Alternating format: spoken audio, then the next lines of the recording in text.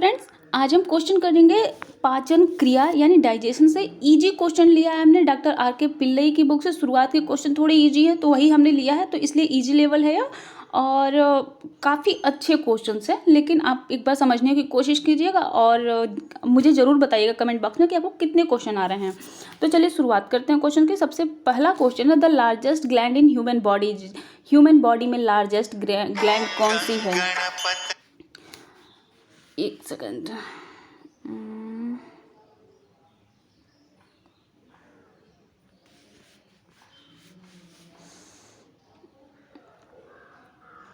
तो कौन सी है लार्जेस्ट ग्लैंड?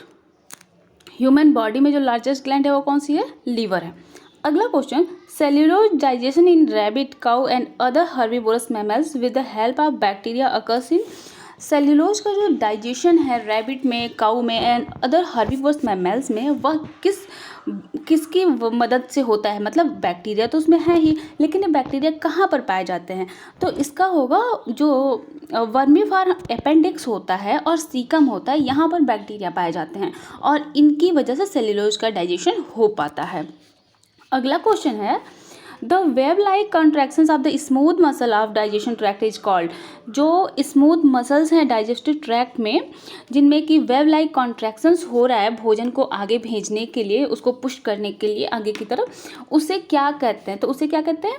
पेरिस्टाल्सिस कहते हैं। क्या कहते हैं? पेरिस्टाल्सिस कहते हैं। अगला क्वेश्चन है, oxyntic cells are located in. Oxyntic cells कहाँ पर पाई जाती हैं?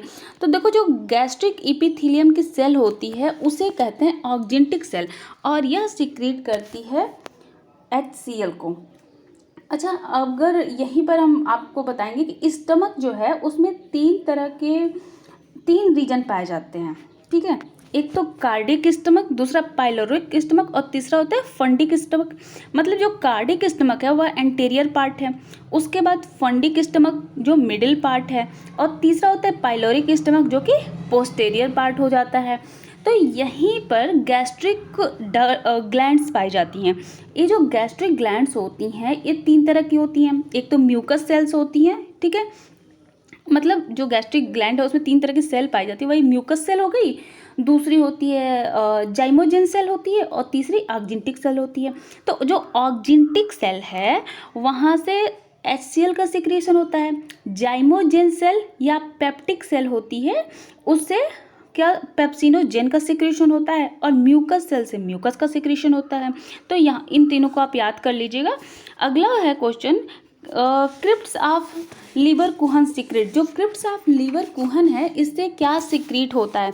तो जो हमारी इंटेस्टाइन होती है उसमें विलाई पाई जाती है ना, तो यह जो विलाई है यह फोल्डेड हो गई होती है। तो ये जो फोल्डेड विलाई होती है यह एक ग्लैंड का फॉर्मेशन करती है, उन्हीं ग्लैंड्स को कहते हैं क्रिप्ट्स ऑफ लीवर कुहन।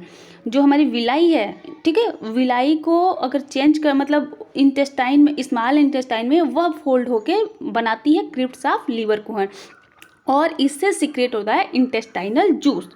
तो यहाँ पर इंटेस्टाइनल जूस तो दिया नहीं है, तो इसका ऑप्शन होगा सी, सक्सेस इंटेरिकस, ठीक है, इसी को कहते हैं इंटेस्टाइनल जूस। अगले क्वेश्चन की ओर बढ़ते हैं, crypts of Lieberkuhn secretes succus entericus. अगला, intestinal villi are mainly concerned with. जो इंटेस्टाइनल विलाई हैं वह कैसे कंसर्न करती है, मतलब क्या उनका वर्क क्या है? तो मोस्टली इनका वर्क होता है एब्जॉर्प्शन का। विलाई कैसी होती हैं?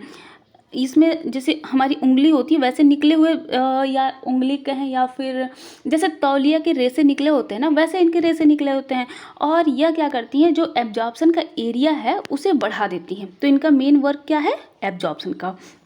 अगला है, stomach is the site of digestion mainly of. जो स्टमक है वहाँ पर मेनली किसका डाइजेशन होता है? तो सबसे ज़्यादा वहाँ पर डाइजेशन होता है प्रोटीन का। अगला क्वेश्चन है, the structure which prevents entry of food into windpipe during swallowing of mammals is. इस स्ट्रक्चर की बात कर रहा है जो कि फूड को विंड पाइप में जाने से रोक देता है, ठीक है। जैसे हम सांस ले रहे हैं वहीं से तो गई है दोनों पाइप, तो वहाँ पर कौन सा ऐसा पार्ट है जो कि हमारे, जैसे कि अगर हम कहें कि विंड पाइप यानी कि हमारे जो श्वास नली है वहाँ पर जाने से कौन ऐसा ऑर्गन है जो उसको रोक देता है? जब हम खाने को निगल रहे होते हैं या पानी को पी रहे होते हैं, तो वह है ईपीग्लॉटिस। ईपीग्लॉटिस जो है वह हिलता रहता है और वह रोक देता है जब भी हम कुछ खा रहे होते हैं, तो यह उसको मतलब विंड पाइप में जाने से रोक देता है, ठीक है। और एक कार्टिलेजिनस स्ट्रक्चर होता है। अगले क्वेश्चन की ओर बढ़ते हैं। Brunner's gland are found in, Brunner's gland कहाँ पर पाई जाती हैं? तो देखो जो ब्रूनस ग्लैंड है वे पाई जाती हैं ड्यूडेनियम के सब म्यूकोसा में। तो सब म्यूकोसा ऑफ ड्यूडेनियम में पाई जाती हैं ब्रूनस ग्लैंड। और आप मुझे ज़रा कमेंट करके बता दो तो कि ब्रूनस ग्लैंड का वर्क क्या है। अगला question, rennin is present in, rennin कहाँ पर पाया जाता है? जल्दी बताओ, रेनिन कहाँ पर पाया जाता है? देखो यह रेनिन जो होता है ना वह एंडोपेप्टाइडेज होता है, ठीक है। और यह कैसीन को पैराकैसीन में चेंज करता है, ठीक है। रेनिन क्या है? यह एक एंडोपेप्टाइडेज है और यह कैसीन को पैराकैसीन में चेंज करता है। और यह कहाँ पर पाया जाता है? गैस्ट्रिक जूस में।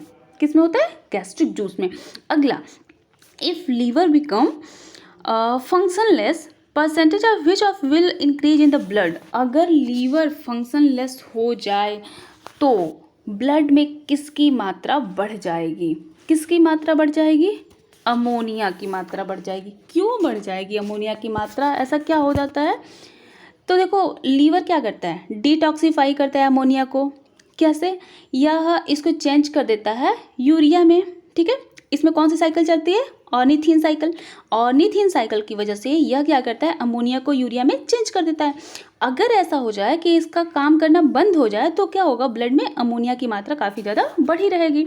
अगला question, taste buds of bitter taste are located on our tongue, जो टेस्ट बर्ड्स हैं जो बिटर टेस्ट के लिए जो कड़वा वाला टेस्ट होता है वो हमारी टंग पे कहाँ पर पाई जाती हैं? तो देखते हैं, at tip, on lateral side, और लो इसमें तो ऑप्शन ही नहीं दिया है। लेकिन आपको याद होगा कि जो हमारी जो टेस्ट होते हैं, टेस्ट बर्ड होती हैं, वे कहाँ पर पाई जाती हैं? मैं आपको एक मिनट, क्वेश्चन मुझे ढूंढना पड़ेगा उसको, ऑप्शन। तो अगला ऑप्शन मैं आपको चारों देती हूँ। दो ऑप्शन तो ये थे, पहला एट टिप, दूसरा ऑन लेटरल साइड, और तीसरा ऑप्शन है ऑन लोअर सरफेस, और चौथा ऑप्शन है on upper surface on posterior part. तो कड़वा हमें कहाँ लगता है? तीखा जो कड़वाहट है वह हमें कहाँ पर पता चलती है? तो इसका ऑप्शन नंबर डी होगा, upper surface on posterior part, ठीक है। अगले क्वेश्चन की ओर बढ़ते हैं। Peyer's patches of ileum produce, जो पेयर्स पैचेज हैं इलियम में क्या होता है? पेयर्स पैचेज पाए जाते हैं। यह क्या प्रोड्यूस करते हैं? तो यह प्रोड्यूस करते हैं लिम्फोसाइट्स को। क्या प्रोड्यूस करते हैं? लिम्फोसाइट्स को। अगला है, one of the following is a important specific function of the liver, mark the correct one. Liver का स्पेसिफिक फंक्शन पूछ रहा है, क्या है लीवर का स्पेसिफिक फंक्शन? तो क्या है लीवर का स्पेसिफिक फंक्शन? जल्दी से बता दो। यह काम करता है कार्बोहाइड्रेट के मेटाबॉलिज्म का। किसका? कार्बोहाइड्रेट के मेटाबॉलिज्म का। यह इसका मेन काम है। और इसमें ऑप्शन में कौन सा दिख रहा है? ग्लाइकोजिनोलिसिस, ठीक है। ग्लाइकोजिनोलिसिस का वर्क कौन कर रहा है? लीवर कर रहा है। तो अगला क्वेश्चन देखते हैं, in which layer of stomach are gastric gland is located. यहाँ पर पूछ रहा है, अभी इसको मैंने बताया था आपको, वही क्वेश्चन है कि स्टमक के किस लेयर में गैस्ट्रिक ग्लैंड प्रेजेंट होती है? कहाँ पे गैस्ट्रिक ग्लैंड प्रेजेंट होती है? कहाँ पे होती है? म्यूकोसा में। कहाँ होती है? म्यूकोसा में गैस्ट्रिक ग्लैंड प्रेजेंट होती है। अगला क्वेश्चन है, cardiac gland are presenting, cardiac gland कहाँ पर प्रेजेंट होती है? गैस्ट्रिक ग्लैंड म्यूकोसा में, और कार्डिक ग्लैंड कहाँ पे प्रेजेंट होती है? स्टमक में। यहाँ पर जो ऑप्शन दिए हैं उस ऑप्शन में तो है नहीं, यही है ऑप्शन नंबर 4, स्टमक। स्टमक में कार्डिक ग्लैंड प्रेजेंट होती है। अगला, सक्सेस इंटेरिकस इज, सक्सेस इंटेरिकस क्या है? तो अभी इसका बताया था ना कि ये कहाँ पर पाया जाता है? कहाँ पर ये पाया जाता है? विलाई, जब जो हमारा स्मॉल इंटेस्टाइन है उसके विलाई बनाते हैं, ठीक है, और वहाँ पर सक्सेस इंटेरिकस पाया जाता है। और इस क्या है यह?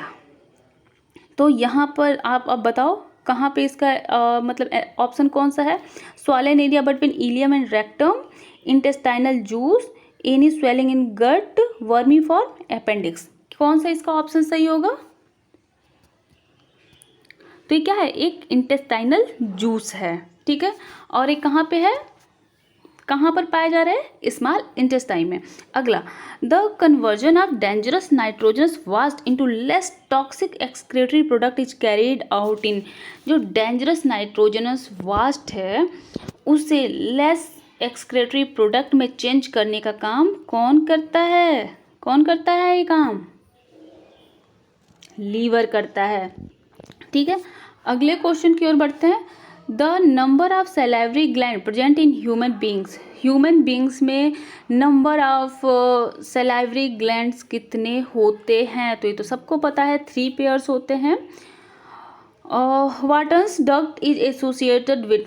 वाटन्स डक्ट जो होता है यह किससे जुड़ा हुआ है? किससे एसोसिएट होता है वाटन्स डक्ट?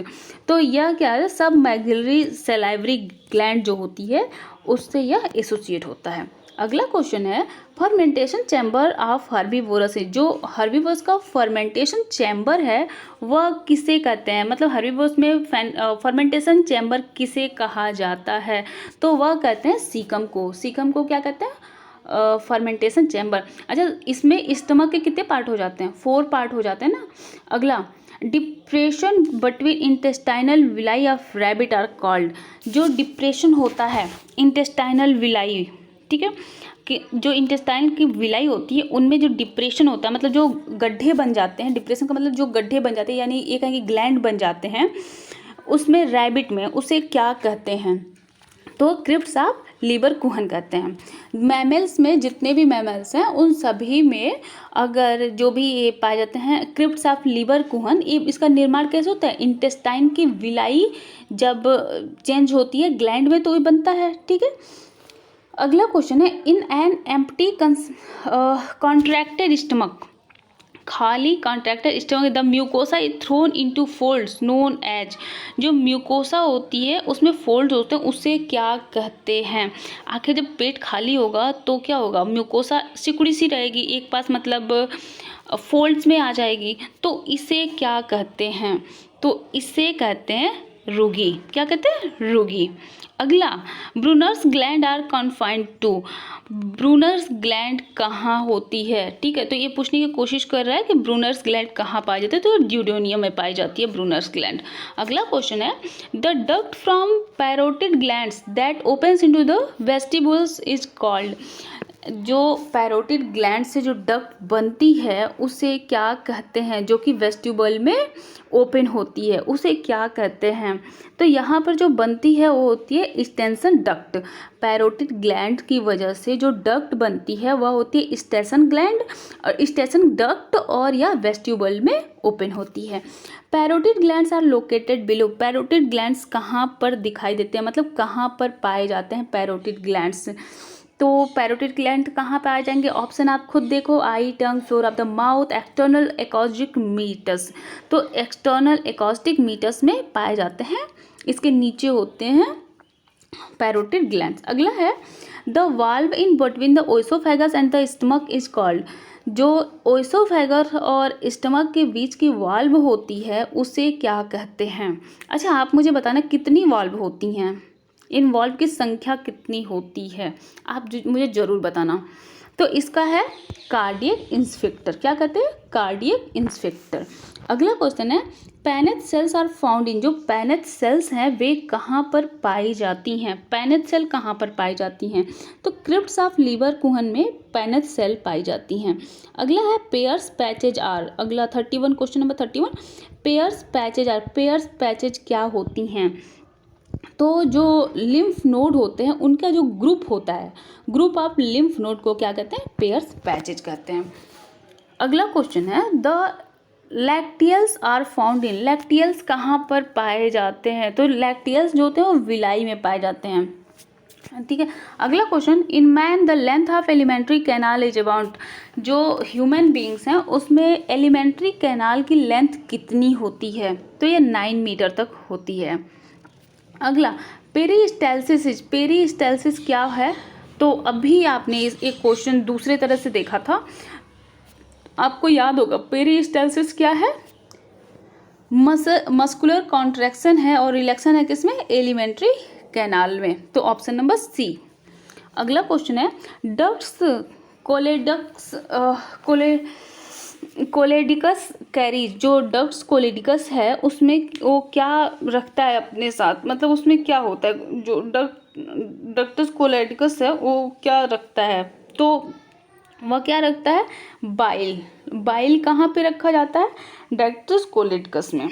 अगला है the true stomach of A ruminant is represented by, जो ट्रू स्टमक है रूमिनेंट में वो कौन सा है, मतलब किसे कहते हैं ट्रू स्टमक? तो यहाँ पर आप मुझे जल्दी से बता दो किसे कहते हैं? एबोमेसम को कहते हैं। किसे कहते हैं? एबोमेसम को कहते हैं। अगला है द फूड दैट इंटर्स इंटेस्टाइन, कहाँ गया? The food that इंटर्स intestine from stomach is called, वह फूड जो इंटेस्टाइन में जाता है, स्टमक के बाद इंटेस्टाइन में जाता है, उस फूड को क्या कहते हैं? वह किस फॉर्म में चेंज हो चुका होता है, ये इनका पूछने का मतलब है। तो उसको क्या कहते हैं? काइम। पूरी तरह से वो ऐसे चिपचिपा और एकदम बन चुका होता है तो काइम कहलाता है। अगला, in grazing cattle the major portion of food cellulose is, तो देखो जो ग्रेजिंग कैटल होते हैं जो ऐसे घास खा रहे हैं वे सबसे ज़्यादा क्या खा रहे हैं? सेल्यूलोज को। ठीक है, तो सेल्यूलोज उनकी बॉडी में जब जाता है तो वह क्या होता है? डाइजेस्ट होता है या फिर यूटिलाइज हो जाता है या फिर अनडाइजेस्टेड ही रह जाता है? तो यह जानने की कोशिश कर रहा है। तो क्या होता है? उसके स्टमक में बैक्टीरिया प्रेजेंट होते हैं, उसके वजह से वह डाइजेस्ट हो जाता है। तो ये ऑप्शन नंबर सी। अगला question, amount of saliva secreted daily in human is about, daily human में कितना सलाइवा का सिक्रीशन हो जाता है? कितना हो जाता है? 1 लीटर तक। ठीक है, 1000 ml। अगला question, pancreatic duct is known है, जो पैनक्रियाटिक डक्ट होता है उसे और क्या कहते हैं? पैनक्रियाटिक डक्ट को डक्ट ऑफ विल्सन, क्या कहते हैं? Duct of Wilson. अगला है लार्जेस्ट सैलाइवरी ग्लैंड इज, जो लार्जेस्ट सैलाइवरी ग्लैंड है वह कौन सी है? तो parotid is the largest salivary gland. बाकी दोनों के जरा नाम मुझे बता देना। 3 पेयर ग्लैंड होती हैं, कौन कौन सी होती हैं जरा नाम मुझे बता देना कमेंट बॉक्स में।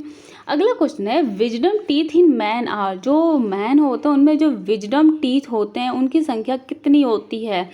अक्लदाड़ या ये कहते हैं जिनको सबसे लास्ट में जो दांत निकलते हैं वे, उनकी संख्या पूछ रहा है। तो उनकी संख्या कितनी होती है? 4 होती है। अगला, heterodont condition in found in, heterodont condition किन में पाई जाती है? तो सभी में पाई जाती है, अलग अलग तरह के दांत होते हैं ना, तो वो हेट्रोडोंट कंडीशन हो गई। Tusk of an elephant is a enormous enlarge होता है, जो टस्क होता है, जो हाथी के 2 ऊपर के जो 2 दांत निकले होते हैं ना, उन्हीं दांतों के बारे में पूछ रहा है कि tusk of an elephant is a extremely enlarge होता है, यह किसका बदला हुआ फॉर्म होता है? तो वह चेंज हुआ वाला फॉर्म होता है अपर इंसिजर का। किसका? अपर इंसाइजर जो होते हैं वे चेंज हो जाते हैं टस्क में। ठीक है, अगला, teeth of adult man not present in milk dentitions are, कौन सा ऐसा जो टीथ है जो एडल्ट मैन में जो कि मिल्क डेंटिशन में प्रेजेंट नहीं होता है, बचपन वाले जो दांत होते हैं उसमें जो प्रेजेंट नहीं होता है वह कौन सा होता है? तो वह कौन सा होता है? प्रीमोलर। प्रीमोलर जो होता है वह बचपन में प्रेजेंट नहीं होता है, वो दोबारा जब दांत जमते हैं तब होता है। अगला question, dental formula of adult man, जो एडल्ट मैन होते हैं उनका डेंटल फार्मूला क्या होता है? तो आपको याद ही होगा क्या होता है? 2 1 2 3 2 1 2 3। ठीक है, अगला ऑप्शन नंबर ए। अगला question, teeth of frog are, जो टीथ होता है फ्रॉग में टीथ कैसे होते हैं? फ्रॉग में टीथ कैसे होते हैं? तो ये एक्रोडोंट होते हैं, फ्रॉग में टीथ जो होते हैं ना एक्रोडोंट होते हैं। अगला क्वेश्चन, डायस्टेमा इज, डायस्टेमा क्या है? तो देखो 2 दांतों के बीच में जो गैप रह जाता है उसे कहते हैं डायस्टेमा। ठीक है, अच्छा तो इसका ऑप्शन होगा option number C, space in teeth line in mammals. अगला, number of teeth which are monophyodont is man is, जो मोनोफायोडोंट है मैन में, उसमें टीथ कितने होते हैं? कितने होते हैं? 12 होते हैं। अगला, how many teeth in man grow twice in life, 2 बार कौन से दांत निकलते हैं? मैन में 2 बार कौन से दांत निकलते हैं? तो जो 20 दांत ऐसे होते हैं जो 2 बार निकलते हैं, ठीक है, 20। अगला क्वेश्चन है, wisdom teeth in man are, wisdom teeth कितने होते हैं? ये तो हो चुका है ना, हो चुका है। अगला, diastema, diastema is associated with, जो डायस्टेमा होता है वह किससे एसोसिएट होता है? तो मतलब किससे एसोसिएटेड है? तो क्या है, जो अब्सेंस ऑफ सर्टेन टीथ, जो कुछ टीथ मतलब गैप हो जाता है, दांतों के बीच में जो गैप हो जाता है, कुछ दांत नहीं निकले होते हैं, उसे कहते हैं diastema. Wisdom teeth in man और विजडम टीथ जो होता है मैन में, वो कौन सा होता है? किसे कहते हैं विजडम टीथ? जो लास्ट के दांत होते हैं, जो सबसे लास्ट में निकलते हैं, वह कौन से होते हैं? लास्ट मोलर होते हैं। Which one is these are most essential for baby growth and formation of new cells, एक बेबी की ग्रोथ में और न्यू सेल के फॉर्मेशन में सबसे ज़रूरी क्या होता है? क्या होता है सबसे ज़रूरी ग्रोथ के लिए? क्या ज़रूरी होता है? प्रोटीन। ऐसे भी याद होगा कि सबसे पहले डीएनए आरएनए, और उसके बाद क्या बनता है उनसे? ट्रांसक्रिप्शन, और ट्रांसक्रिप्शन के बाद क्या होगा? प्रोटीन का संश्लेषण, उसी से तो अगली सेल बनेगी। तो न्यू सेल के फॉर्मेशन के लिए प्रोटीन जरूरी होता है। अगला, which one of the these carbohydrate is monosaccharides, इसमें से कौन सा कार्बोहाइड्रेट है जो कि मोनोसैकेराइड है? तो सब जानते हो कि ग्लूकोज क्या है? मोनोसैकेराइड है, ग्लूकोज और fructose. Which one of the is carbohydrate is a monosaccharide, तो कौन सा होगा? ग्लूकोज। अगला, the number of essential immuno acid in adult man is, जो इसेंशियल इम्यूनो एसिड हैं एडल्ट ह्यूमन में, वे कौन से होते हैं? कितने होते हैं? तो वे कितने होते हैं? 8 होते हैं। कुछ जगह आपको 10 मिलेगा, क्लास 10th तक आप जरूर जानो कि 10 होते हैं, लेकिन उससे बड़े होने के बाद ये हो जाता है कि 8 ही इसेंशियल होते हैं, क्योंकि जो छोटे बच्चे हैं उनमें तो 10 इसेंशियल हैं, लेकिन एक एडल्ट के अंदर आर्जिनिन और हिस्टिडीन हिस्ट्री बन जाते हैं, मतलब कि ये इसेंशियल नहीं होते हैं, नॉन इसेंशियल में चले जाते हैं।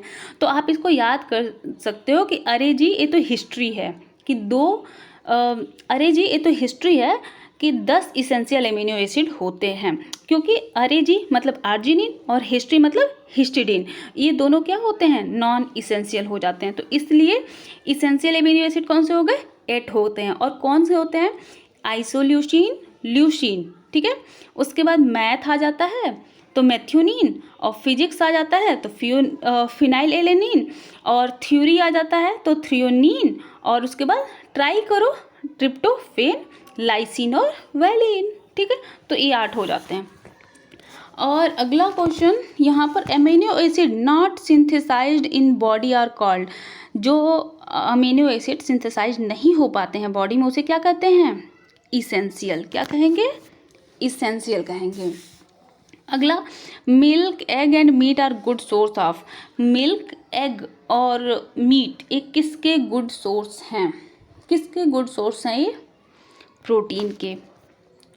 तो बस इतना ही था आज के क्वेश्चन में, और बाकी इससे थोड़े और हार्ड क्वेश्चन, थोड़े टफ क्वेश्चन अब हम अगली वीडियो में लेकर आएंगे। आप मुझे ज़रूर बताना कि वीडियो आपको कैसी लगी, और आपको अगर, आई होप आप सब पढ़ चुके हैं, तो सिर्फ एक रिवीजन की क्लास है या, तो इसलिए मैंने डिटेल बहुत ज़्यादा इसको नहीं बताया, बहुत ज़्यादा क्या, मैंने बिल्कुल ही डिटेल नहीं बताया, बस मैंने क्वेश्चन ही आपको बता दिए।